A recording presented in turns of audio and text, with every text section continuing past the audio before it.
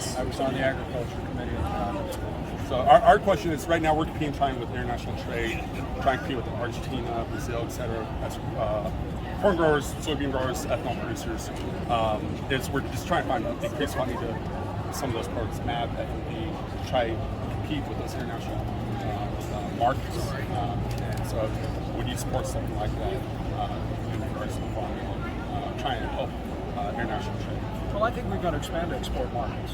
We did the phase one trade deal with China in January 2020 because we put tariffs on China that brought them to the table. But frankly, the Biden administration has not held China accountable in virtually every respect, including the deal they made to purchase agricultural goods from the United States. Look, I think we need to be tough on China. We need to end their trade abuses, intellectual property theft, of course, their military provocations in the Asia Pacific. But I think this administration has failed to engage free nations around the world for expanded trade, expanded exports. I mean, I was involved in initial negotiations with Japan for a free trade agreement. Essentially, the administration has done nothing to expand exports and trade to Japan.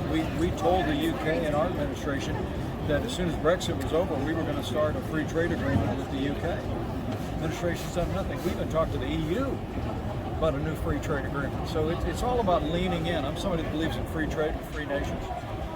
And I'll always support our counter-cyclical programs. And was a part of shaping those during my time in Congress on the Agriculture Committee. But the real answer is to expand exports for farmers. I appreciate it. So, great question. I appreciate it.